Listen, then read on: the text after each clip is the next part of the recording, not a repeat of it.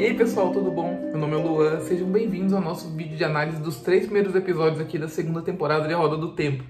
Para ficar mais fácil para vocês, a gente dividiu então esse vídeo em 3 partes, né? Em cada uma delas, um de nós vai falar um pouquinho sobre o episódio.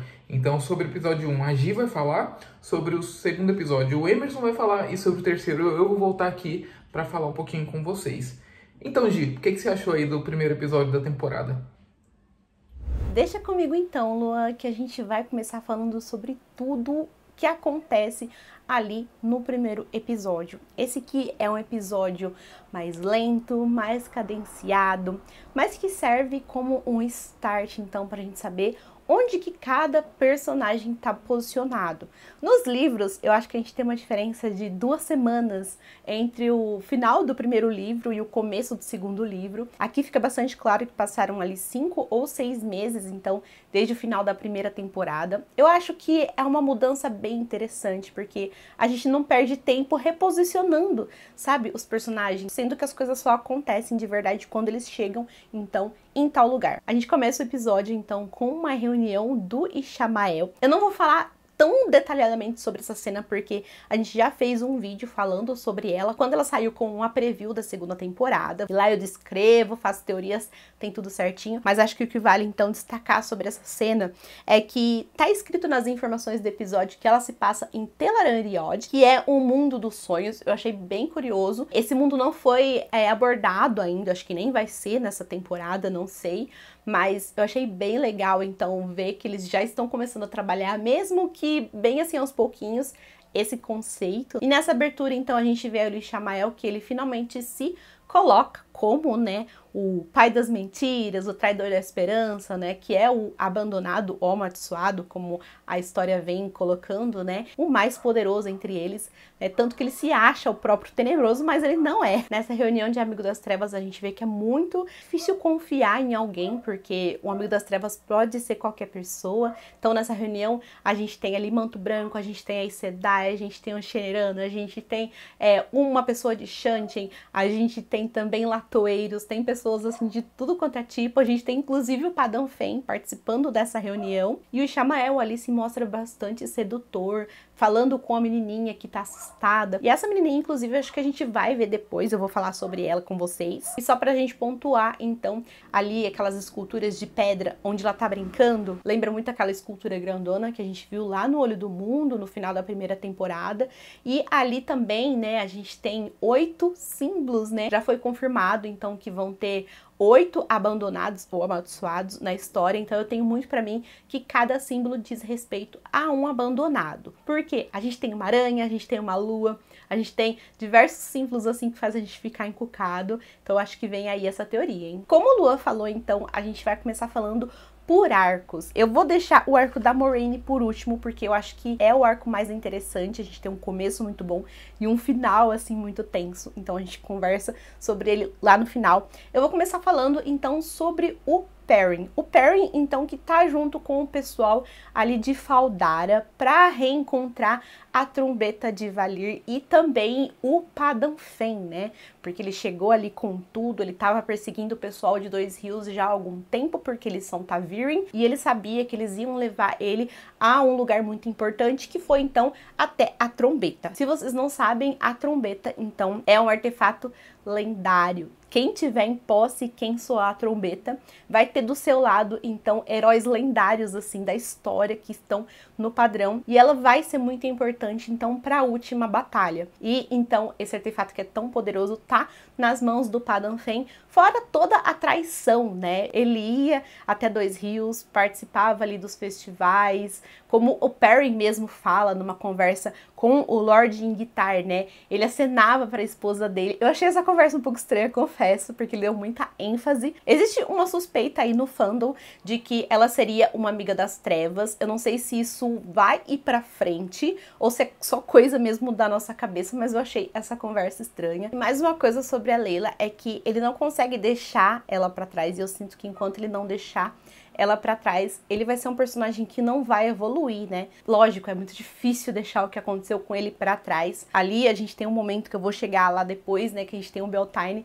e ele vai assim, ele ameaça colocar a aliança no barquinho, assim, se ele colocasse a aliança ali, acabou, mas como ele insiste então em continuar com a aliança, ele vai então em algum momento retornar a essa história, o que me faz pensar muito assim, sabe, sobre a Layla, o que mais eles vão trazer, sabe, sobre ela, para ele finalmente deixar essa história pra trás e evoluir mais. E o Perry, ele tá muito sentido, ele tá com sangue nos olhos, com certeza, assim, ele deixou pra trás ali o caminho da Folha, porque quando ele conheceu foi algo que mexeu bastante com ele, principalmente porque ele tava muito preocupado com o rumo que a vida dele tava levando, né?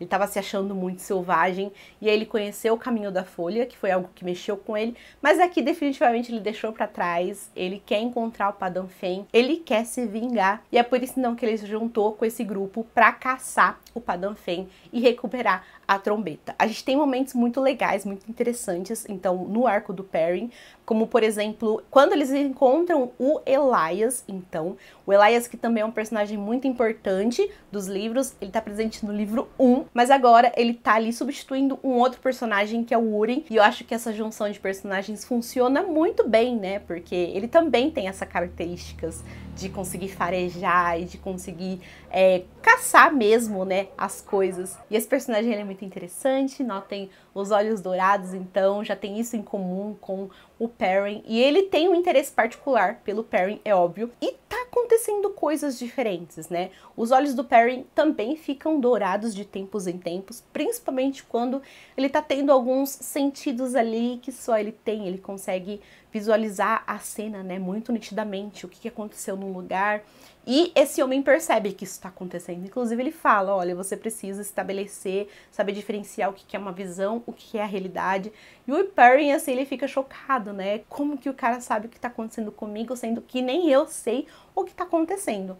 E isso é muito legal, porque nos livros ele tem também ele se sentido muito aguçado, ele consegue perceber as coisas que aconteceram. E era, assim, uma preocupação para saber como que eles iam adaptar, porque o que ele sente é quase tão nítido mesmo, que fica legal colocar isso como se fosse, então, uma visão, né? Eu sinto que eles estão dando uma atenção diferenciada pro Perrin do que é que ele recebeu, então, na primeira temporada, que me faz ficar esperançosa de que sim, ele vai evoluir. Então, eles chegam numa vila, né, onde aconteceu uma chacina, porque é assim, onde quer que o Padan Fain e seus Trollocs, junto com o seu Myrddraal, eles passam, eles deixam um rastro de destruição, ele consegue visualizar uma cena ali. Tem alguns personagens muito característicos dessa visão que parecem com aquelas pessoas que estavam reunidos naquela reunião com o Ishamael, tá? Então a gente vê uma mulher latoeira, a gente vê uma menina que conseguiu fugir, eles deram bastante destaque para essa garotinha, então em algum momento essa garotinha vai voltar, e aí eu não sei o que ela vai fazer. A gente tem também um soldado Shinnerano que estava junto, e aí eles falaram, ó, esse soldado aqui provavelmente é um amigo das trevas, foi quem traiu a gente, né, abriu os portões ali de Faldara. E o Perry, ele fica assim muito angustiado, fica louco da vida, porque eles param um momento então pra enterrar essas pessoas, né? Por que tá perdendo tempo aqui enterrando traidores?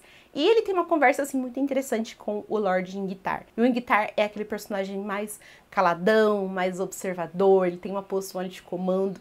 Tô gostando muito desse personagem, ele fala coisas muito interessantes, né? Porque o Perrin tá ali, cego, apenas tendo a sua visão. Ele fala primeiro que todo soldado merece ter um enterro, e depois ele fala que o Padan Fain deve ter tido algum motivo para se virar para o lado das sombras, né? O Perrin pode não gostar da resposta, mas às vezes vale a pena se perguntar ou perguntar para a pessoa quais foram os motivos dela, né? Me conta o que vocês acham. Vocês acham que todo mundo que trabalha com as sombras é 100% mal, ou às vezes tem algum motivo? Esse, claro, pode não ser o exemplo do Padan Fain, porque parece que ele é podre mesmo, mas eu achei essa conversa aí muito interessante e faz a gente se perguntar, então, se todo mundo que tá do lado da sombra, de certo, é totalmente ruim. Em contraponto, se todo mundo que tá do lado do bem também é 100% bom. Eu adoro como essa história, ela nitidamente é uma história sobre bem e mal, mas ela explora muito bem as camadinhas de cinza que tem entre uma coisa e outra, e esse diálogo então me fez pensar sobre isso. E aí eles chegam até um local, eles conseguem então ver um Myrddraal, né, um sem olhos ou desvanecido, ele tem todos esses nomes, que também foi morto, né, e quem que conseguiu matar esse Myrddraal, né, eles ficam chocados, será que foi o próprio Padan Fain que fez isso? Que não faz sentido, porque porque eles estão juntos. Então fica esse mistério no ar de quem conseguiu então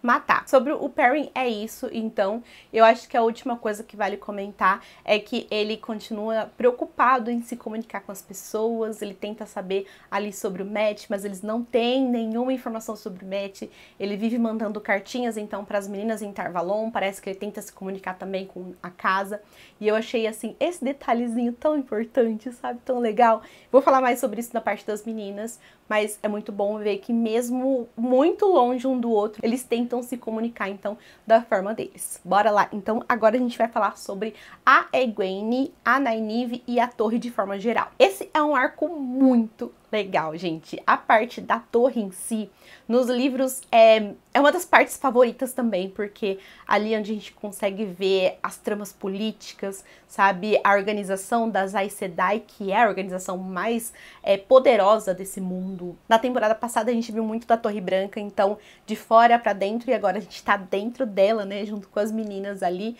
tendo esse olhar. A gente começa então com a Egwene, que é essa personagem mais aplicada. Ela não quer se tornar qualquer Aes Sedai, né? Ela quer ser uma Aes Sedai poderosa, inteligente, quer ser reconhecida por isso. Ela não tá errada. Só que como que ela vai se destacar e vai ser reconhecida? À sombra da Nynaeve, que é uma personagem que não é só a mais poderosa em 1000 anos, mas também é uma personagem muito difícil, que ali precisa de muita atenção, sabe? Porque ela não consegue canalizar, e aí as pessoas ficam em cima dela para tentar ajudar, eles não sabem o que fazer.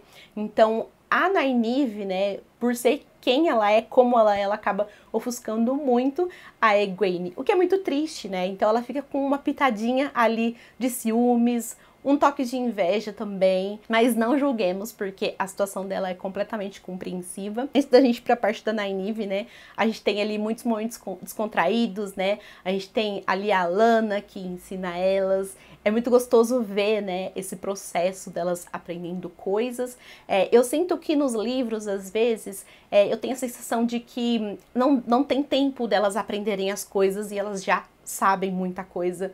E aqui não, né? Primeiro que teve todo esse tempo que elas já estão na torre, segundo que a gente vê elas tendo aulinhas ali diariamente. Eu acho que a habilidade principalmente da Egwene, fica mais crível. A gente tem uma reunião muito legal entre as Aes Sedai. Eu acho que tem uma Aes Sedai ali de cada Aja representando ali presente. Parece ser uma reunião meio informal, mas a gente sabe que não, né? A gente tem também a Sherian, que é a chefe das noviças, da Aja Azul também, é uma personagem que eu gosto dos livros, e agora ela já está presente na série. E elas estão falando então sobre a Egwene e sobre a Nynaeve. O quanto que tá sendo difícil lidar com a Nynaeve, porque ela simplesmente não consegue canalizar. E além disso, ela também é muito difícil, né? Porque ela bate muito de frente com as Aes Sedai. Ela não quer, gente, virar uma Aes Sedai. Ela tá ali pela Egwene. Na verdade, ela tá ali porque ela quer proteger as pessoas, mas na cabeça dela, ela só está ali pela Egwene. Então, tem muita coisa em conflito na cabeça dela. E também tem o bloqueio, né? Quando uma personagem, ela passa muito tempo lidando com a canalização sozinha e sem aprender a canalizar, ela meio que se torna uma bravia, que é o que a Nynaeve é. E muitas dessas bravias, então, que aprendem a lidar com esse poder sozinha, elas encontram também um bloqueio, que por mais que elas tentem acompanhar quem tá aprendendo agora do zero, quem tá cru ainda, é muito difícil, e ela precisa estudar uma forma, então, de trabalhar isso, né? E quem quer tirar proveito disso é a Liandrin, por conta do poder, então, que ela tem. E ali nessa reunião ela joga na cara então das Aes Sedai que esses tempos são diferentes. Então a gente tem a grande caçada à trombeta sendo pronunciada, a gente tem Trollocs então aparecendo em vários lugares, a gente tem diversos falsos dragões como o Logain, que a gente conhece, e agora o Mesrin Taim. Acho que nessa cena ela não chega a falar dele, né, mas ela fala que é um falso dragão de Saldeia, que é de onde ele vem, que é um falso dragão importante ali para os livros também, né? E alguém com o poder da Nynaeve precisa de atenção, precisa ser guiada, e ela foi a única que não tentou ali, claro, porque, né, ela tem os métodos dela, e ela já matou uma noviça, então as Aes Sedai não querem dar esse poder para ela novamente, mas a Sherian acaba cedendo e dá uma chance então para Liandrin se aproximar da Nynaeve. E ela não perde tempo e vai atrás. E ela confronta a Nynaeve, ela fala que a Nynaeve vem sendo uma decepção para ela, porque ela não consegue evoluir. Fala sobre a Nynaeve perder tempo com os guardiões, porque a Nynaeve luta, né? Ela tá aprendendo a usar a espada também. E ela acaba atacando ali a Nynaeve com um poder único, deixa ela bem irritada. E numa explosão ali de irritação, a Nynaeve consegue revidar. Da mesma forma que ela viu a Liandrin fazer, ela vai lá e faz com ela. E a Nynaeve fala, nossa, legal, você aprende muito fácil. E as outras Aes Sedai não entenderam que não existe apenas um método de aprendizagem, mas se você consegue canalizar através da raiva, usa isso. E ali ela fala que ela quer ver a Nynaeve sendo muito poderosa, mais poderosa do que qualquer homem, mulher, Aes Sedai, do que ela própria.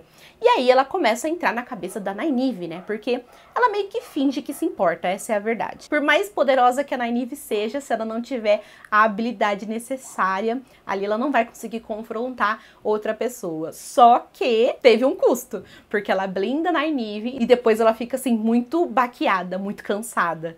Ou seja, não foi fácil pra ela fazer isso, sabe? Eu gostei muito, muito dessa cena. Pra concluir, ali a gente tem um momento que a carta do Perrin chega até elas. E é uma carta que resume bem como é esse episódio. O próprio episódio chama O Sabor da Solidão. E nessa carta, o Perrin diz que ele aprendeu uma coisa com os soldados, né? Quando ele luta, por mais que ele tenha ali um escudo, se ele luta sozinho, tem diversos lados dele que fica exposto, que fica vulnerável. Mas quando ele luta em grupo ali com outras pessoas, ele se sente mais seguro, ele se sente mais forte. É assim como ele se sentia quando eles estavam juntos também. E agora que tá cada um assim num canto, ele se sente muito mais vulnerável. Eu adorei essa cartinha. Por mais mudanças que tem na história, tem algumas adições, assim, algumas mudanças que eu acho que fazem tanto a diferença, sabe? E é isso que às vezes eu sinto nos livros, que falta uma conexão assim, sabe? Eu fico tão apreensiva querendo que eles se encontram logo. Se tivesse uma cartinha de vez em quando, uma forma deles se comunicarem, sabe? Eu ia me sentir muito mais feliz, muito mais realizada, porque às vezes eles passam livros sem se falar e sem saber o que tá acontecendo um com o outro, e eu fico muito agoniada. E eu acho que pra série trouxe assim um quentinho no coração, sabe? Trouxe um conforto. Eu acho que fortalece a relação deles e faz a gente torcer ainda mais para eles se encontrarem ou para eles ficarem bem até se encontrarem, né? E aí nessa carta ele fala de todo mundo. É Beltane, né? Então essa carta também funciona ali com o marco temporal, ou seja, faz um ano desde os acontecimentos do primeiro episódio lá da primeira temporada, que também foi Beltane. Ele sente muito pela ausência do Mat, que simplesmente sumiu. Fala do Randy, que eles pensam que tá morto. Então a gente já pode, dessa parte aqui, ir pro Mat, que acho que é a única cena que ele aparece, então, aqui no episódio, que é a bonita da Liandrin lendo a mesma carta pra ele. Então, ele tá numa espécie de quarto ali, um calabouço, não sei, mas ele tá preso, já fazem 5 ou 6 meses. Ela lê a carta, mas ela exclui a parte, então, que o Perrin fala dele. E ela diz que os amigos, então, esqueceram dele, que os amigos não ligam mais pra ele. Também tá entrando ali na cabeça dele, que se mostra bastante abalado, né? E nesse primeiro episódio, a gente não consegue ver muito do Donalfin como Mat, mas, gente, ele é o Mat. E foi muito importante essa troca. Eu gostava muito do Barney Harris como Mat, mas o Donalfin é o Mat. Não tem mais discussão quanto a isso. Principalmente no episódio 2, quando a gente vê um pouco mais da leveza e da malandragem do personagem. Então ele consegue fazer tudo. Ele consegue apresentar o drama, os momentos mais leves de descontração. Então casamos com o Donalfin. E é isso. E o nosso dragãozinho. Nesse primeiro episódio a gente tem muito do sentimento do terceiro livro. Porque no terceiro livro é assim. A gente acompanha os outros personagens. Não tem muito do Randy. E a gente se pergunta muito, cadê ele? O que ele tá fazendo? Então eu gostei muito desse sentimento. Porque também é uma forma de adaptação, né? E nosso único vislumbre dele, então, é ele também curtindo o Beltane ali, com uma lanterninha. Dá pra ver que o sentimento dele e dos outros ali de Dois Rios estão conectados de alguma forma. Agora a gente vai, então, pra dona do episódio, que é a Moiraine. A gente começa, então, o episódio com ela. É um momento ali de muita dor. A gente sente... A Rosamund Pike tá incrível, gente. Ela tá mais confortável do que nunca como Moiraine aqui nessa segunda temporada. E a gente sente muito a dor que ela tá sentindo, né? A ausência do poder. A gente tem alguns paralelos muito interessantes, então, desse primeiro episódio com o primeiro episódio lá da primeira temporada. A gente tem ali a parte da banheira, onde ela não consegue mais esquentar. A gente tem muito dessa dor, então, refletida nos olhos dela. Lembrando que a gente não tem uma explicação muito sobre isso. A gente não sabe o que aconteceu com ela, se ela foi apartada, se ela foi blindada, se ela foi estancada. Então, eu acho que é um mistério que eles estão colocando de propósito e que vai ser trabalhado, então, melhor mais pra frente nos próximos episódios. Conta aqui pra mim o que vocês acham que aconteceu com ela, se é definitivo ou se ela vai conseguir, então, retomar os poderes. Quem também tá sentindo, então, muito, né, o que tá acontecendo com ela é o Lan, sem acessar a fonte verdadeira. Ele também não sente mais o vínculo entre eles, então, e sentir essa ausência é muito doloroso, né? Parece que falta algo, parece que ele foi mutilado de alguma forma. Então ele não consegue se concentrar, ele tá muito abatido também. A Moiraine, ela se fechou, então ela tá tentando também afastar ele e ele tá pé da vida porque ele não concorda com isso. Mas a Moiraine tá no jogo, ela não depende do poder único para concluir a sua missão. E ela tá tentando compreender esse mundo, o que aconteceu no olho do mundo, o que vem acontecendo aí, onde que tá o Randy. Ela vem recebendo muitas visitas, né? A primeira que a gente vê é a visita, então, do Bailey Domon, que é um personagem, assim, muito legal também, que vem ali dos livros, né? Então ele chega, ele mostra um pedaço de Cuendiyar pra ela, que é a Pedra Coração, a pedra, então, que é feita com poder único e que deveria ser inquebrável. E ele fala, então, que essa pedra foi encontrada ali em Carim. Ele fala que o disco da lua foi quebrado. Ele oferece um pedaço para ela, que tem ali algumas inscrições na língua antiga, e diz que junto, então, né, com esses pedaços, tinha um poema no chão escrito em sangue e na língua antiga também. E aí ele oferece uma cópia para ela. A Moiraine chega a engambelar ele ali, né? Ele quer se sobressair para cima de uma Aes Sedai, mas ela não é só uma Aes Sedai, ela também é a Moiraine, sabe? Então ela dá um jeito de engambelar ele, consegue esse poema. Ela não mostra esse poema pra gente, eu fiquei louca da vida. E aí a gente tem ali mais uma parte do Lan tentando entender o que são essas visitas. Ele quer a todo custo que ela compartilha com ele, então o que tá acontecendo. A gente tem a adição também da Deleias, da Verin e também do Thomas, que é uma parte muito legal, porque eles trazem uma leveza também para essa trama, porque é muito gostoso de estar com eles, sabe? Eles são divertidos, eles tentam ali apaziguar as coisas entre os dois, entre a Moiraine e também o Lan. A Verin é uma personagem queridíssima, sabe, dos livros, e que eu amei, sabe, como ela tá aqui. A Verin, ela explica pro Lan também que a Moiraine, ela não entregou os pontos. Todo dia ela continua acordando, ela pega ali a sua aguinha pra sua banheira, ela tá fazendo as coisas dela. Então, isso por si só já é muito positivo, porque tem muitas mulheres que simplesmente desistem de viver porque não conseguem lidar com isso, né? Com essa ausência. É como se ela estivesse num corpo que não é dela.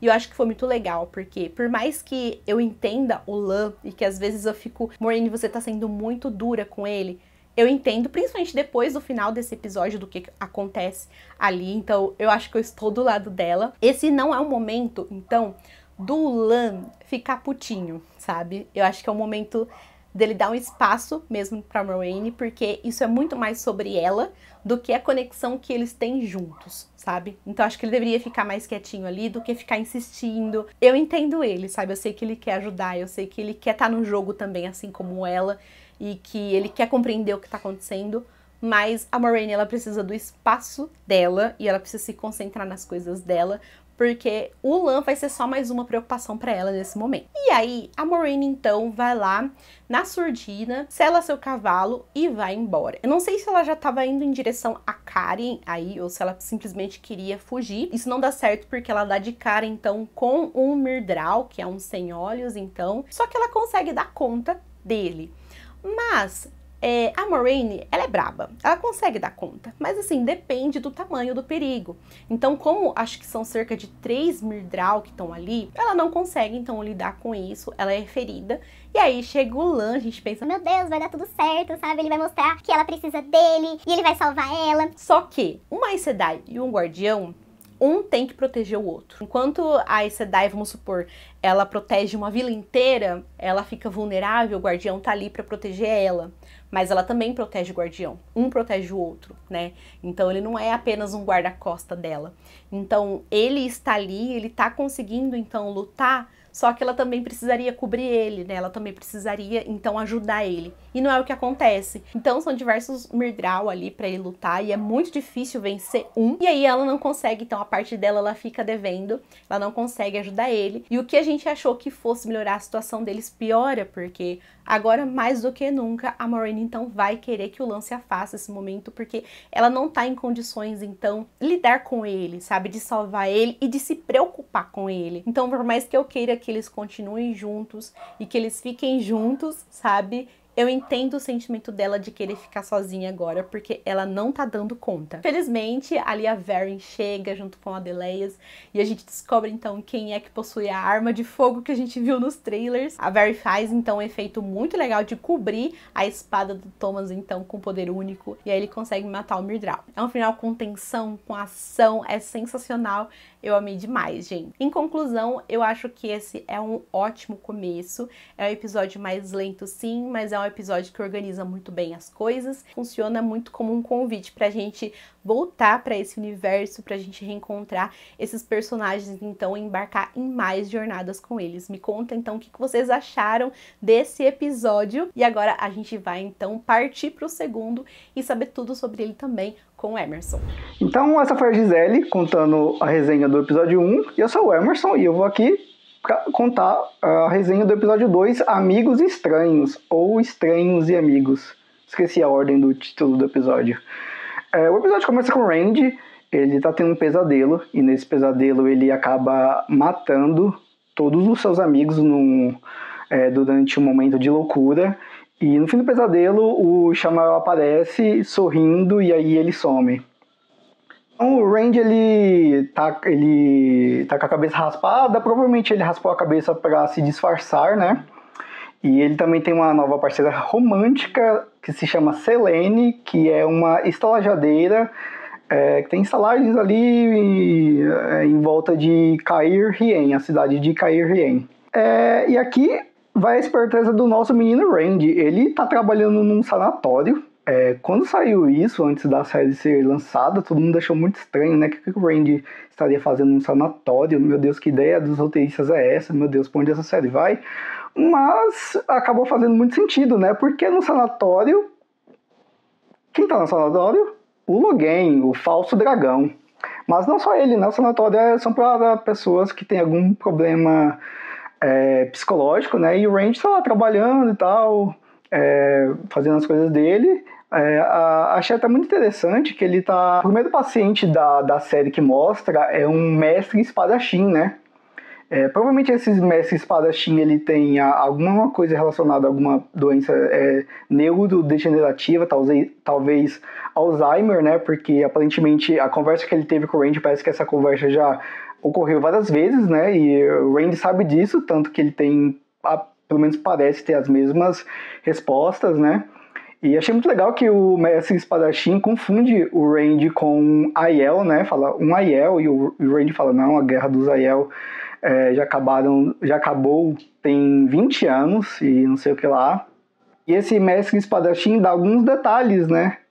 Sobre os Aiel, fala que os Aiel são guerreiros muito ferozes e que ele já viu um Aiel matar uma brigada de soldados inteira.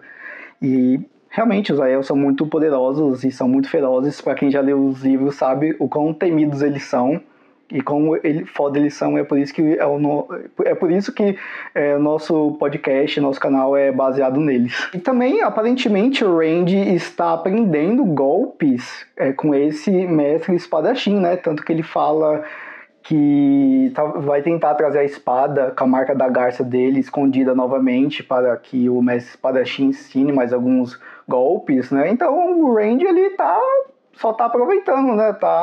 Ao mesmo tempo que ele está tentando se aproximar de Logain, ele está aprendendo golpes com o mestre espadachim que talvez vai ajudar muito ele no futuro.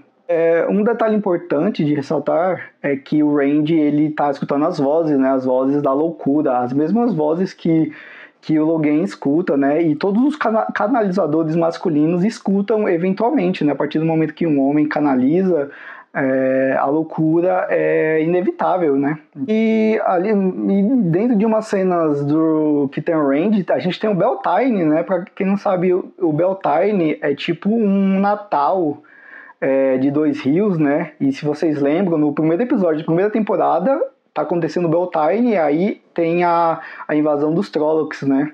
O ataque dos Trollocs no vilarejo, em Dois Rios. Então já passou um ano. Ou seja, a primeira temporada adaptou mais ou menos alguns meses, tipo uns 5, 6 meses, e teve um pulo, né? Entre o final do episódio 8 e o início da segunda temporada, um espaço de 6 meses também. Acho muito tempo, um pouco estranho, mas tudo bem. O Randy, muito sagaz, ele regaça um dos funcionários do sanatório, que cuida do jardim, né, onde tem as pessoas mais famosas, importantes, assim, os pacientes mais caros, né, do sanatório. Ele machuca e aí a gerente dele, a dona, sei lá, coloca o Randy para substituir esse funcionário, e aí o Randy agora é responsável pelo jardim, e quem ele encontra no jardim? O Logan. E o Randy consegue atingir o objetivo dele, que é ter contato com o Logan. Então, provavelmente o Randy, né, isso está muito claro, o Randy, ele quer saber como usar o poder, ele quer aprender a usar, e quem mais poderia ajudá-lo a não ser o Logan, né, já que as mulheres não podem ajudar, não conseguem, né, porque Saidin e Sardar são diferentes, então um homem não consegue ajudar uma mulher a canalizar, e uma mulher não consegue ajudar um homem a canalizar. Então, só tem o Logan, né, para servir de tutor para ele. Então achei muito sagaz toda essa trajetória do Randy. Não mostra o que ele fez durante esses 5, 6 meses aí de quando ele se despediu da Moirane lá no Olho do Mundo e seguiu sua trajetória solitária, né? Não mostra, talvez tenha algum flashback, ou talvez não tenha, né? Também não mostrou a relação que ele tem com a Selene. A gente não sabe em quais circunstâncias eles se conheceram, né, o início do relacionamento deles, então a gente só tem o relacionamento deles ali, e é isso. Então achei bem legal o que mostrou do Randy nesse segundo episódio. Tô muito ansioso, cara, que mostre mais dele aí. Agora eu vou falar do arco da Moirane e do Lan nesse segundo episódio, né? Então, após eles quase morrerem para aqueles 3 Myrdrais que aparecem no primeiro episódio, né? Eles estão se recuperando ali na casa da Verin, e a Verin sabe que o dragão renascido é um dos 3 rapazes que estava com a Moirane, né? Que estavam em Tarvalon na primeira temporada, e quando a Verin fala isso, a Moirane já entra em choque, né? Porque a Moirane até então ela pensava que ela e a Siwan que possuíam esse segredo, né? Mas aparentemente mais pessoas já sabem. E aí quando a Verin faz essa pergunta, né, totalmente inocente, a Moirane já fica em choque, se aproxima dela, segurando uma adaga, já para tentar matar a Verin, né, só que a Verin fala para ela se afastar e diz que ela queria saber até onde Moirane estava disposta a ir pelo dragão renascido, né. E a Moirane total apoiador do dragão, bem diferente das outras Aes Sedai, né? E a Verin diz que as irmãs dela, né, as outras Aes Sedai, querem domar o dragão, cortar as asas dele, né? Porque tem esse medo, né, de que o dragão destrua o mundo de novo, né? Cause uma nova ruptura. E isso é um problema, né? Porque eu acho que na primeira temporada não foi trabalhada a relação sobre o mito do dragão, o que o dragão representa, as suas nuances, né? Porque ele tem nuances negativas e positivas. Ele foi o que salvou, mas ele também foi o que destruiu. Foi o que causou a ruptura, mas também ele vai renascer para ser o salvador, entendeu? Então acho que faltou muito disso na primeira temporada, e eu espero que eles trabalhem mais, falem mais sobre profecia, sobre a figura do dragão renascido. A Verin fala algumas coisas importantes, né? Importantes. Ela fala sobre profecia, sobre a ponta de Tomân, que fica em Falme. Fala de batalhas no céu. Achei muito interessante. Também ela fala sobre uma espada de fogo e uma mão, e da mão marcada que a empunha. Empunha essa espada de fogo. Então, gostei dessas 3 profecias, assim. Eu acho que a série... Eu queria muito que a série falasse de profecias, sei lá, no início dos episódios, sabe? Ou no início da temporada, as profecias mais icônicas dos livros, sabe? Porque... senão eles têm que falar em forma de diálogos ou lendo algum pergaminho, alguma profecia. Então eu acho que a questão das profecias são parte bem... todo mundo gosta nos livros, né? Acho que tá faltando na série bastante, mas foi interessante a Verin ter trazido isso pra Moiraine, né? Porque, querendo ou não, a Verin, ela dá a Ágia Marrom, e a Ágia Marrom é a Ágia estudiosa da Torre Branca. Elas são as historiadoras, né? Elas vivem em acervos de livros antigos, tentando desvendar novos segredos, habilidades do passado, da Era das Lendas, e descobrir várias coisas. Então, achei bem legal a Verin ter trazido isso. Tem um momento de descontração também, né? Com a Aes e os Guardiões ali perto da casa da Verin, que a Deleias pergunta, né, pra Moiraine como ela e o Lan se conheceram, e ela conta que eles se conheceram em Shashin, e que ele jogou ela na água e tal. Essa é uma cena bem engraçada dos livros. Isso tem no New Spring, que é a prequel, que antecede o Olho do Mundo, né? Elas passam 20 anos antes do Olho do Mundo. Eu adoro esse livro, eu adoro essa cena dos dois conhecendo, né? Porque a Moiraine era bem jovem, e o Lan também, né? Essa cena é muito legal. Ele joga ela no rio, e aí ela usa o poder único depois e joga, tipo, o rio nele, muita água do rio em cima dele, entendeu? Depois coloca formigas nele, faz um inferno na vida dele, sabe? Tipo, mas é o início de uma bela amizade, toda amizade começa assim. E depois a Moiraine, numa conversa com o Lan, né? Numa certa despedida deles, ela fala que ela estava errada sobre tudo. O que aconteceu ali no final do Olho do Mundo foi que eles libertaram o tenente-general mais forte do Tenebroso, que é o Ishamael, e que os Abandonados, eles têm mais de 3.000 anos de idade, né? Eles viviam ali na Era das Lendas até ocorrer a Guerra da Sombra, a ruptura do mundo, né? E eles serem selados pelo dragão da Segunda Era, o Leostery. E diz que eles são muito fortes, né? E que um detalhe que eu achei engraçado é que, comparado a eles, as Aes Sedai da Torre Branca atualmente são tipo mágicos de rua, sabe? Tiram coelhos da cartola, esse tipo de coisa. E então, realmente é bem isso, gente. Os Abandonados, eles realmente são bem fortes, e eles possuem habilidades que as Aes Sedai dessa era desconhecem, sabe? Não tem comparação. Vocês viram que o Ishamael fez assim e blindou a Moiraine da fonte. Então a Moiraine não consegue mais acessar o poder num estalar de dedos. E que talvez o Ishamael esteja libertando os outros Abandonados também, né? E aí a Moiraine e o Lan têm uma conversa muito triste, muito...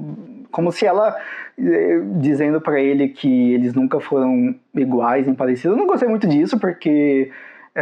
não que a Moiraine seja a pessoa mais aberta do mundo, até mesmo como guardião dela, né, nos livros, mas o Lan sabia muito dos planos dela, eles partilham muitos segredos, e essa mudança que ela da série, né, de tratar a relação deles assim dessa forma, eu fiquei um pouco incomodado, fiquei um pouco com dó do Lan, né? Mas talvez isso foi proposital, ela esteja falando essas coisas só para afastar ele, para proteger ele de alguma forma, mas mesmo assim eu não gostei. Então esse foi o arco da Moiraine e do Lan no segundo episódio.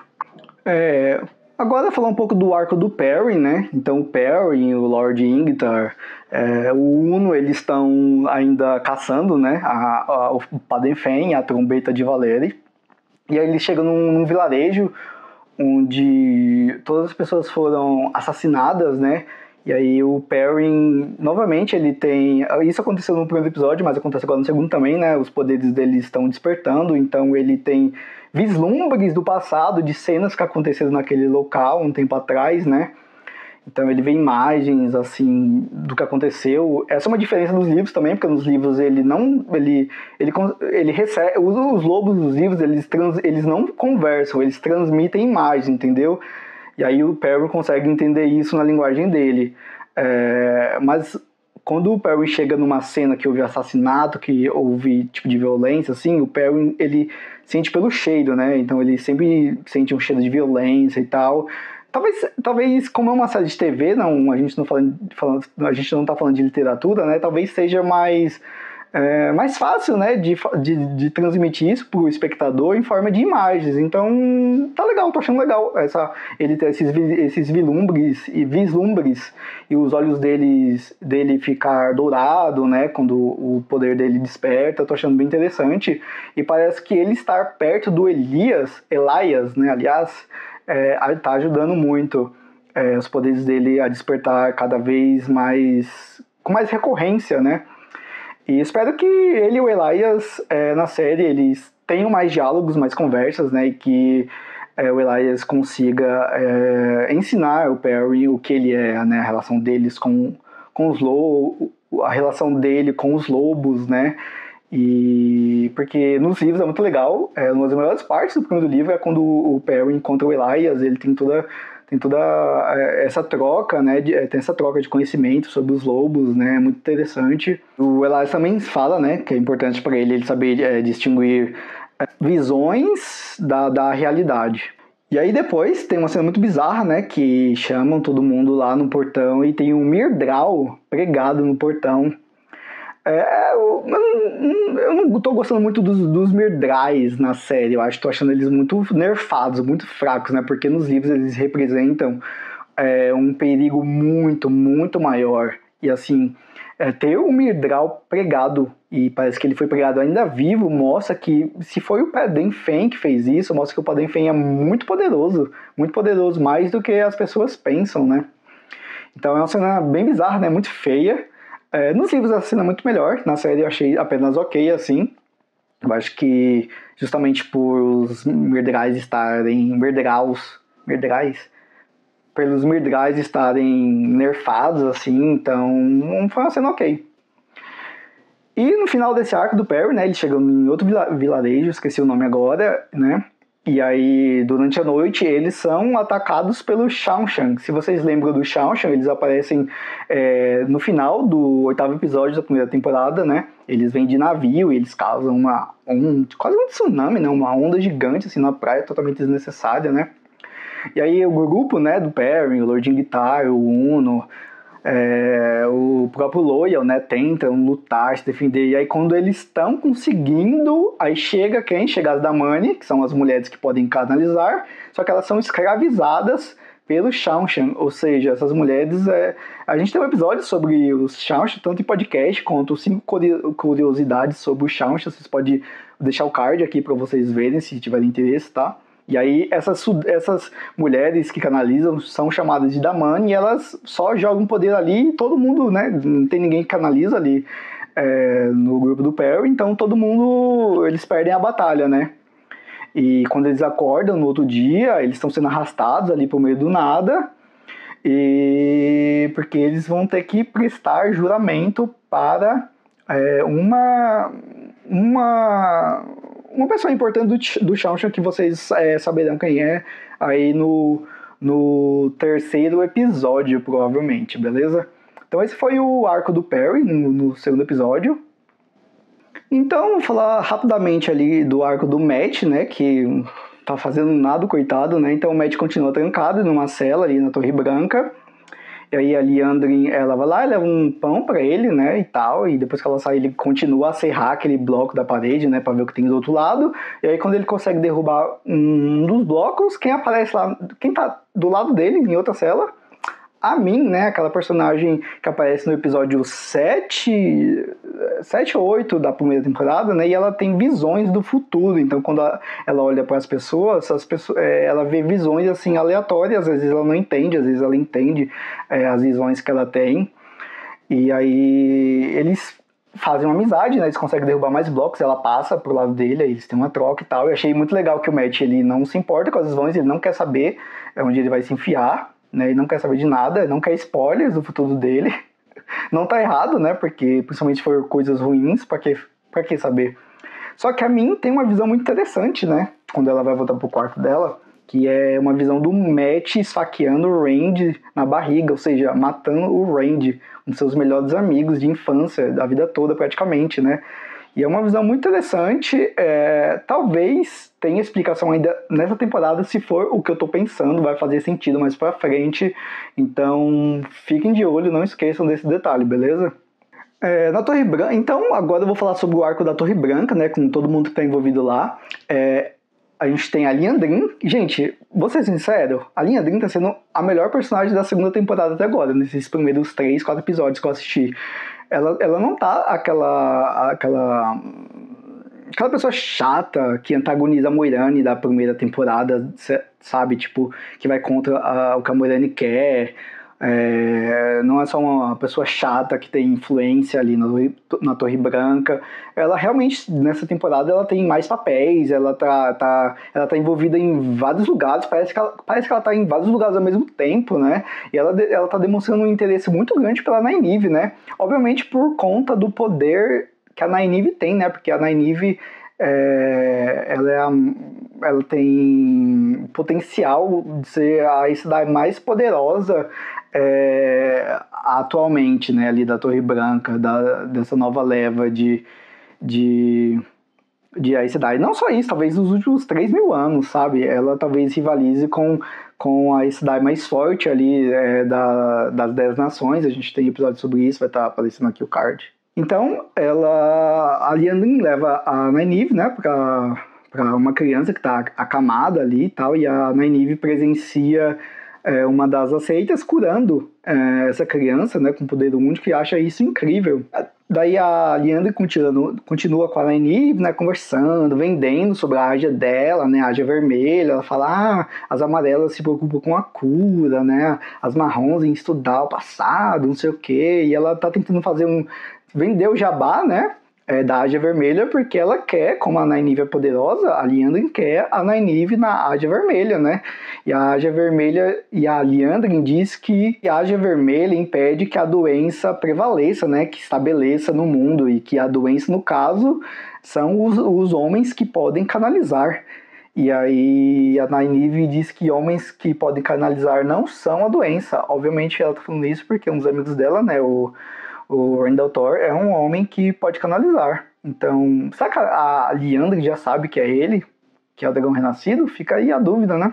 E o interesse da Liandrin na Nynaeve é tão grande que ela até pediu para a mestre das noviças para que ela se torne tutora da Nynaeve. Então, também na Torre Branca, a gente tem a Egwene, ela tá andando ali pelos corredores da torre e tal, próximos quartos, e ela repara em alguns itens bem luxuosos, né, de tom vermelho, tapete, não sei o que. Ela vai andando, e quando chega na porta de um quarto, ela encontra quem? Ela encontra uma jovem loira, né? Meio ruiva, assim. E quem que é essa jovem? Ela é Elayne Trakand.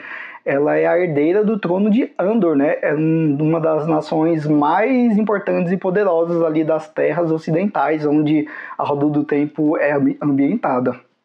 E aí a Elayne, bem sem noção, né? Tipo, fala como se a Egwene soubesse quem ela é e tal. É muito engraçado, gente. Eu tô adorando a atriz que interpreta a Elayne. A atriz é bem fofa, bem meiga, né? Tipo, demonstra ser a personagem ser sem noção, né? Ela achou que por ser a herdeira do trono, teria privilégios na Torre Branca, que não estaria próxima das noviças, né? Das pessoas comuns que vão para a torre.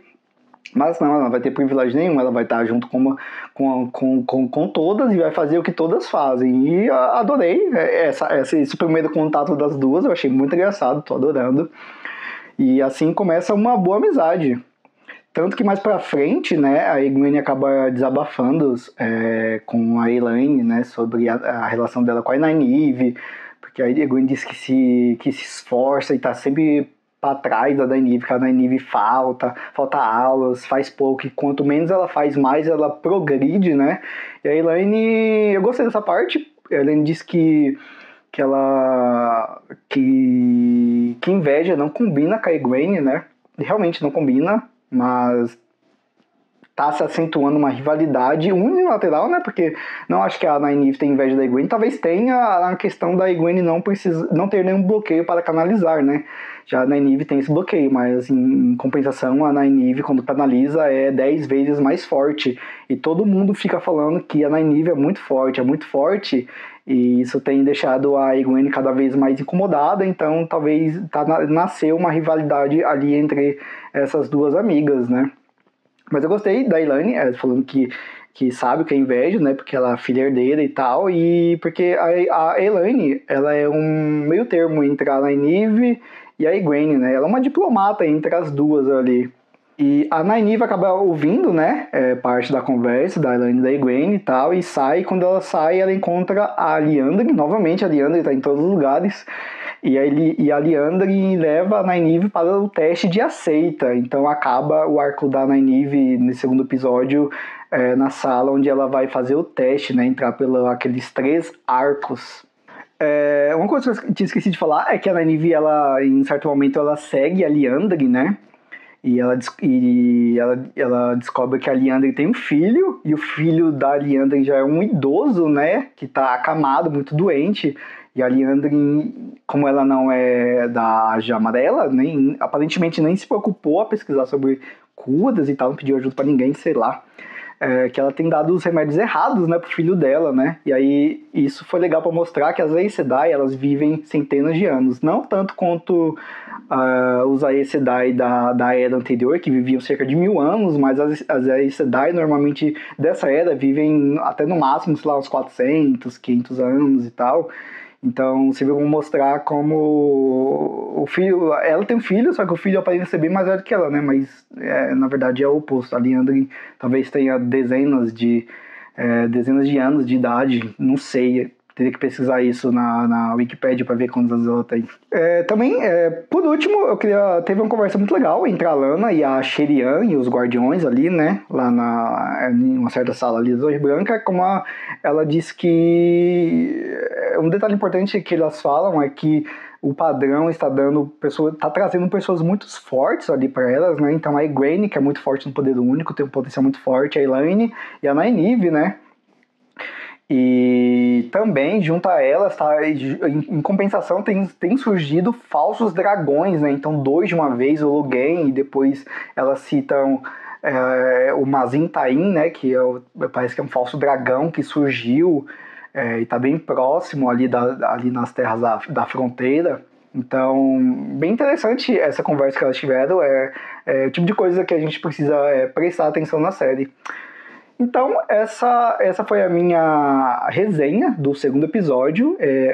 Eu gostei desse episódio, acho que ele segue em termos de roteiro, fotografia, atuações, o mesmo nível do primeiro episódio, então acho que eu daria uma nota 7,5, tô gostando, 7,5 é uma nota boa, então o primeiro episódio foi bom, o segundo também, e o terceiro eu já vi, na verdade, que até agora, dos que eu assisti, é o melhor. Então fica aí, minha nota é essa, 7,5 pro episódio 1 e pro episódio 2, e eu acho que eu daria um 8 pro 3. Né? Agora a gente vai ver a opinião do Luan sobre o episódio 3, tá? Beleza, então é isso, e vai lá, Luan, tá com você agora. Tchau! O terceiro episódio, então, eu acredito que ele é o mais recheado, assim, de coisas dessa temporada, né? Pelo menos na minha visão. E eu separei aqui por núcleos, né? Pra gente conseguir abordar tudo e não deixar nada pra trás. Então eu gostaria de começar falando um pouquinho sobre o Shantin, né? Que lá no segundo episódio a gente teve o ataque deles ali, a caravana do Perrin, né? Eles que estão ali na caçada à trombeta. E aqui nesse terceiro episódio continua aquele ataque, né? A gente vê ali os Shantin totalmente brutais, né? O Uno infelizmente morreu, nos livros ele não morre, né? Naquela hora ali. Mas o Rafe, né? O showrunner da série, ele falou já, né? Ele já abordou um pouquinho o fato de que na série algumas pessoas que não morreram nos livros vão acabar morrendo, gente que morreu não vai morrer e vice-versa, porque a série é uma adaptação, né? Então várias mudanças assim vão ser feitas. E eu acredito que essa do Uno foi muito bem feita, né? Ficou bem bacana os efeitos ali, deu uma certa realidade. para a série, e também trouxe um traço brutal, né, para os Shantin. Como eu falei, que eles estão extremamente brutais aí nessa invasão ao continente, né, às terras ocidentais. Então foi bem bacana de ver isso. E outra coisa bacana, né, um pouquinho mais para frente, na hora que eles pegaram todo esse pessoal que estava ali naquela cidadezinha, né, e chama Atuon, se eu não me engano, ou Atuan, alguma coisa assim, eu vou deixar o nome escrito aqui certinho. O Ishamael, na hora que ele tá dentro de uma carroça ali com o Perrin, ele começa a falar com o Perrin várias coisas assim, né, que ele vai conquistar o Perrin, cada vez mais que o Perrin fica perto dos lobos, ele tá mais perto dele, né, como se ele fosse ali o diabo daquele universo ali. Então o Perrin fica ainda mais retraído com toda essa questão dos lobos, né, com tudo aquilo ali que ele tá começando a ceder pro Elyas, mas aí ele vai e provavelmente ficar um pouco mais reticente, né. E uma coisa mais interessante é que o Ishamael diz que eles estão indo para Falma, né, que quem já leu os livros sabe que muita coisa acontece em Falma no final do segundo livro, então vai ser interessante ver como que eles vão chegar lá, como que vai tudo se desenrolar, né. O segundo núcleo que eu quis trazer aqui é mais a parte do Rand ali, e uma coisa interessante que a gente já viu um pouquinho numa cena que eles liberaram, né, a gente tem um vídeo de análise aqui, lá na época que a gente nem sabia nada, a gente percebeu que a cena naquela que foi liberada foi cortada, porque aqui a gente vê ela completa e tem muito mais falas, né, muito mais contexto sobre o que está acontecendo ali. E a gente vê o Rand começando a cuidar do Logain ali naquele hospício que o Rand está trabalhando, né, tá ali meio que infiltrado assim. Talvez ele foi para lá justamente para conversar com o Logain, né, entender. Ele até fala, né, eu quero aprender a controlar o poder, como que eu posso fazer para controlar o poder? Então ele tá ali trabalhando junto com o Logain. A gente pode até talvez pensar que talvez eles vão substituir o Asmodin, né, que na série ele não apareceu ainda, né, ele aparece só lá pro 5º livro. Ele é um dos amaldiçoados, como é usado na série, né, ou dos abandonados. Se vocês quiserem assistir um vídeo sobre os abandonados, né, quiserem saber mais, assistam o nosso aqui, que é bem completo. O episódio é o meu favorito de todos que a gente já lançou no nosso podcast. Esse dos abandonados é meu favorito, então recomendo que vocês vão lá e ouçam um pouquinho mais para conhecer sobre cada um. Na série provavelmente nem todos vão estar, né, provavelmente eles foram cortados para 8 em vez de 13, mas é bem bacana o Asmodin, e eu acho que talvez ele vai ser cortado e o Logain vai fazer essa parte dele. Afinal, eles contrataram o Álvaro Morte, né, que tava aí, é um ator talentosíssimo e ele estava em destaque com La Casa de Papel. Então o Rafe já disse que ele quer dar mais destaque pro Álvaro Morte, né, pro Logain, que nos livros infelizmente ele não tem tanto destaque, mas quando ele aparece, quando ele tem um pouco de destaque, é bem bacana. Eu acho que na série é bem bacana sim eles darem um pouco mais de destaque para ele. Então vamos ver aí como que vai dar, né, como que vai se desenrolar essa parceria entre o Rand e o Logain.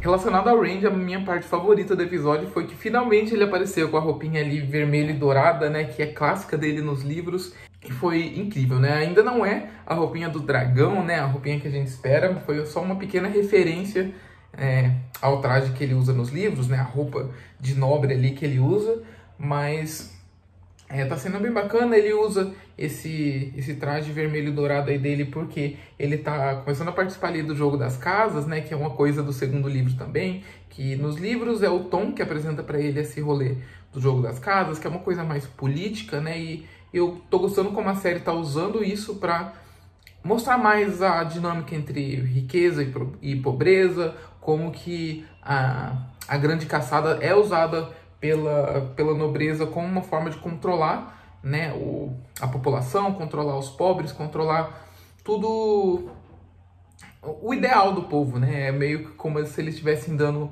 o pão e o circo ali para as pessoas. Uma nobre ali até fala, né, tipo, pô, alguns deles vão morrer enquanto os outros vão estar viajando por aí caçando essa trombeta que talvez não pode, nem sei que exista. A gente sabe que existe, né, porque a gente viu ela sendo roubada ali.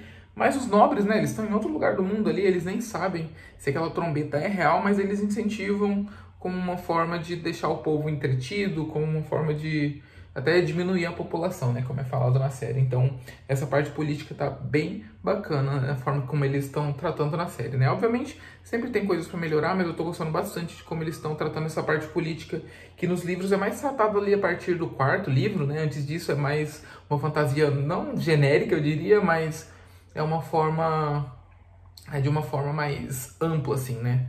Então, é bem bacana.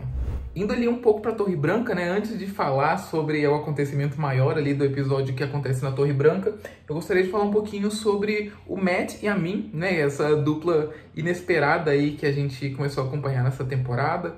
O Donald Finn tá maravilhoso como Matt. E uma coisa interessante foi ver que a Min tá, de alguma forma, trabalhando com a Liandrin, né? Porque a Min não gosta de ter as visões lá que ela tem e tudo mais, e aparentemente ela tá trabalhando com a Liandrin, porque a Liandrin prometeu, talvez, acabar com essas visões que ela tem, né? Com esse dom que ela tem, e a Liandrin contratou a Min, né? O combinado ali é que a Min leve o Matt até Falma, por alguma razão. A gente ainda não sabe, né? Quem lê os livros sabe que o Matt tem que ir pra lá também, né? Sabe que de alguma forma ele tem que ir pra lá. E é interessante aí, vamos ver o que esse plot da Min, né? Meio que traindo o pessoal, né? Trabalhando ali junto com a Liandrin, que isso vai gerar. Eu espero que isso não abale a amizade ali do Matt com ela, né? Porque era uma dupla que eu não sabia que eu precisava. Então eu amei muito, né? A dinâmica dos dois tá muito bacana. Eu quero ver muito mais deles aí nessa temporada e nas próximas temporadas também. Espero que essa amizade dure aí muito tempo. Vai ser bem bacana de acompanhar. E por fim, o arco mais importante aqui desse episódio, né? Literalmente envolve alguns arcos, né? Que são 3 arcos que são um terangrial que compõem o teste para virar uma seita ali na torre, né? É falado ali que uma noviça, né, uma menina que tá lá na torre, né, que tá começando ali seus estudos para virar uma Aes Sedai, pode tentar até 3 vezes, né, então ela pode ir fazer o teste até 3 vezes antes de ser expulsa da torre, né, se ela tentar uma 3ª vez e não conseguir, ela é expulsa da torre. O que compõe esse teste? Basicamente a pessoa entra no arco e ela meio que tem uma visão do que poderia ser, né, que é o nome do episódio, What Might Be, que é algo que vai tentar essa pessoa a ficar naquela realidade ali, né? Então a gente vê primeiro a primeira visão da Nynaeve, ela vê os pais, né? Ela vê os pais dela que, como a gente lembra lá da primeira temporada, ela perdeu os pais quando ela era criança. Então aqui é uma oportunidade dela rever os pais e ela acaba voltando nesse, né? Porque os pais estão ali sendo atacados e ela pensa em ir lá tentar ajudar os pais, mas ela, não, eu tenho que continuar meu teste aqui. Ela acaba voltando, então os testes, como vocês perceberam, vão piorando com a intensidade. Então, querendo ou não, esse primeiro é mais leve, assim, né? Obviamente é pesado você ver sua mãe e seu pai sendo mortos ali em cima e você não poder fazer nada, mas vendo que vem a seguir, né? É um teste bem tranquilo até. O segundo teste, né, como vocês viram, é um dos maiores medos da Nynaeve, né, com certeza ela sendo a médica ali de Dois Rios, que é uma praga tá acontecendo lá em Dois Rios e ela não tá lá para ajudar, ela não tá lá para salvar a mãe do Matt, que a gente viu na primeira temporada que ela é toda desestruturada, tá lá atuando como curandeira, né, como a sábia ali de Dois Rios, a sábia não, a sabedoria, né, no caso. E a Nynaeve fica desolada, né? Porque, porra, eu deveria estar lá ajudando o meu povo, né? Curando eles. Ela até tenta usar o poder, só que como a Shiriam fala lá no começo desse arco, né? Desse plot, não é possível canalizar lá dentro dos arcos, né? Dentro dessa visão. Então a Nynaeve tenta curar lá o Tem, né? O pai do Rand, e ela não consegue canalizar ali dentro. Ela tenta e ela não consegue. Então ela volta, né? No que ela volta desse segundo, ela tá claramente muito mais abalada. Ela fala, gente, pelo amor de Deus, a gente precisa ir lá para Dois Rios, tá tendo uma praga e tudo mais. A gente vê, né, que é uma pessoa que trabalha com a cura, uma pessoa que é basicamente uma médica, né? A healer ali da vila, é o pior pesadelo dela, né? Tipo, o pessoal tá precisando dela e ela não pode estar lá para ajudar. Então, é pesadíssima essa parte. Mas não mais pesada, eu acredito, né? Que do que o último arco, no caso. Que quando ela entra, né? ela tem aquela primeira visão, assim, que é uma coisa estranha, ela tá de vermelho, então talvez naquela visão dentro da visão, ela seria da Aja Vermelha, e ela aparentemente matou o Randy. O Randy não, o Len, no caso, né? De alguma forma, porque ela sai toda ensanguentada daquele primeiro teste, né? Do teste fake, e ela tá com aquela... Eu não sei o nome daquele adereço, mas ela tá com aquele adereço que o Len usa no cabelo, assim, né? Aquela tiara que ele usa. Ela tá com ele na mão e tá toda ensanguentada. A Lyanna fala pra ela, ó, você tá toda ensanguentada, mas esse sangue não é seu. Mas você saiu, então você vai ser uma seita. E ela fala, e como ela não consegue lembrar do que ela fez ali, ela fala, porra, mas o que eu fiz ali? Ele fala, não importa, não, seus pecados já estão... Você já tá livre dos seus pecados e dos pecados que fizeram contra você também. Mas aí, como vocês viram, ela fica puta e ela fala, não quero isso pra mim. Vocês são uns monstros por fazer isso com as pessoas e eu não quero mais nada disso aqui. E ela acha que, somado às coisas das outras visões, né, ela pega e fala, não, vou picar a mula daqui, vou pegar a Bella e ir embora. E ela fala lá com a Egwene, né, no outro episódio a gente já viu que ela ouviu a Egwene falando que meio que sente inveja dela, não sei o que. E ela decide ir embora. E no que ela vai indo embora, né, a gente vê ali que, na verdade, ela ainda tá dentro da visão. E, pra mim, gente, eu acredito que ela não viu aquele arco ali. Ela pode ter sentido e ela ficou na dúvida se ela ainda tava naquela visão, porque ela viu, pô, o Len tá aqui, eu vou viver com ele, só pode ser um sonho isso aqui. Daí ela sente, mas ela não vê o portal aparecendo para ela, né? O arco aparecendo para ela. Mas eu acredito que a tentação ali foi muito maior e aí ela acaba indo embora com o Len. E uma coisa interessante é que acontece nos livros isso, né? É que passa muito tempo, né? Passam aí anos até, porque ela tem uma filha com o Len, né? Que lá no análise do trailer dessa segunda temporada a gente vê o Perrin correndo atrás dessa menininha, a gente pensa que talvez fosse a visão ou uma do Rand, ou alguma visão, né? Porque parecia que a filha era dele, né? Que ele tava correndo ali atrás da menininha, mas no fim a filha era da Nynaeve com o Len. E é bem bonitinha toda essa cena, né? A gente vê o Mat perfeito ali, na roupinha verde dele, ele todo de Lorde ali, né? Todo maravilhoso. O Donald Finn nasceu para ser o Mat, gente. Esse é o Mat definitivo, é o Mat perfeito. Eu tô ansioso para ver as coisas que ele vai fazer nessa temporada. Mas enfim, o Perrin também tá perfeito, né? Ele tá com a roupinha ali que a gente imaginava, pelo menos eu sempre imaginei ele nos livros, eu não imaginava com aquela da primeira temporada, mas essa que ele tá usando na visão da Nynaeve é a roupa perfeita do Perrin. Se eu for fazer cosplay do Perrin, vai ser aquela roupinha ali que eu vou me inspirar, beleza? Então, é isso. E como passou muitos anos, né, o Len ali, ele cita que tá tendo um ataque de Trollocs. Eu não lembro onde ele cita, né, eu vou colocar aqui no vídeo tudo certinho, mas ele cita que a Egwene Sedai é capaz de lidar com alguns Trollocs, né, então a gente vê que a Egwene, nessa visão aí da Nynaeve, ela foi pra Aja Verde, então ela é da Aja Guerreira. A gente tem um vídeo aqui falando sobre cada Aja, né, se vocês não lembram o que cada cor significa, a gente tem um vídeo aqui muito bom, um vídeo curtinho, vocês conseguem assistir rapidão, que fala sobre cada Aja, sobre o que elas fazem, qual que é a intenção de cada uma. Então, a verde é a Aja Guerreira, no caso, né, então a Egwene entra para essa Aja ali na visão.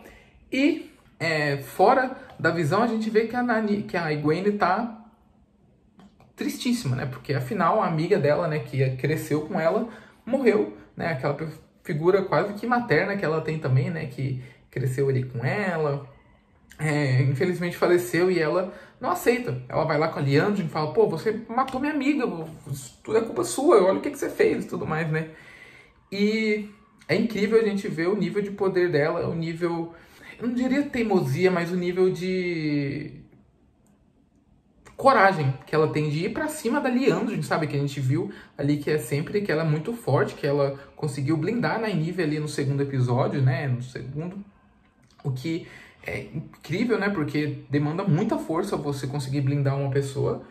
E a Egwene ir pra cima da Liandrin daquela forma, obviamente ela tá com luto, né? Mas ela fala lá, você não entende a minha capacidade, né? Você não sabe do que eu sou capaz. Então é incrível ali ver a Egwene já mostrando que ela é realmente poderosa também. A Nynaeve é poderosa? É poderosa pra caramba, mas a Egwene também é uma das mais poderosas aí dos tempos recentes, né? Nos livros eles citam muito isso, que a Egwene é uma das Aes Sedai mais poderosas dos últimos tempos aí, dos últimos centenas de anos. E a gente vê aí ela tentando canalizar ali no portal, tentando trazer a possibilidade de trazer a Nynaeve de volta. E eu tinha até anotado uma teoria que talvez isso poderia ter feito o portal abrir de novo, né, para Nynaeve conseguir voltar.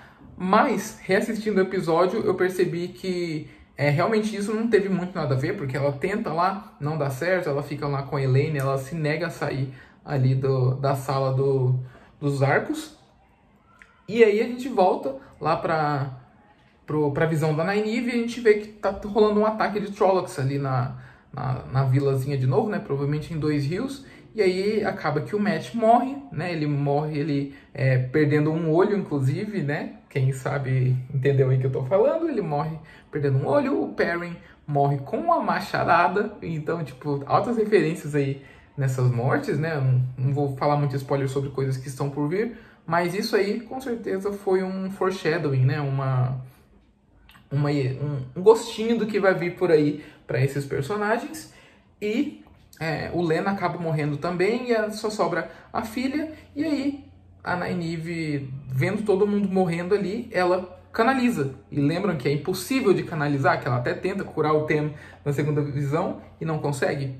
Então, provavelmente foi a força brutal da Nynaeve, né? A força gigantesca dela que fez o terceiro arco a reaparecer para ela ali naquele momento. Tipo, ela conseguiu alterar o padrão de alguma forma que ela consegue voltar, né? Então, a Nynaeve é realmente poderosa, né? Ela é um sol radiante, né? Como é falado lá no 4º episódio da primeira temporada, né? A Nynaeve é realmente uma força da natureza, então provavelmente foi isso dela conseguir canalizar ali na força do ódio, né? Porque eles até citam lá no 2º episódio, né? Elas falam que, tipo, a Nynaeve, ela tem o problema dela só conseguir canalizar quando ela está estressada ou quando ela está brava, né? Ela só consegue soltar esse burst, né? Essa explosão de magia. Ela não consegue fazer coisa sutil ainda, né? Ela não conseguiu tirar esse bloqueio que ela tem.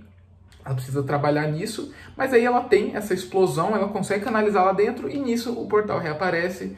E aí ela pega a filha, ela tenta sair correndo com a filha, mas obviamente é como meio que a Wanda ali, sabe? Tipo, os filhos dela não existem, né? Tipo, então ela sai com a criança de cortar o coração na hora que ela sai do portal, dessa vez realmente, né? E ela tá sem nada nos braços e ela só começa a gritar de dor, porque imagina, lembrem que passou muitos anos, né? Para ela tudo aquilo ali aconteceu, aqueles anos ali, lá dentro do mundo real, passou tipo um dia, mas lá dentro da visão passaram-se anos, porque ela teve a filha cresceu, então aquela menininha parece o quê? Tem uns 10 anos de idade, então passou muito tempo para ela, então imagina só o trauma que ela ficou com isso, né? Então é realmente impactante, eu fiquei impressionado com o talento da Zoe Robbins, né? Eu acredito que, fora a Rosamund Pike, ela é provavelmente a melhor atriz dessa série, assim, sabe? E a Nynaeve é uma das minhas favoritas no final da leitura dos livros, né? No começo eu não gostava muito dela,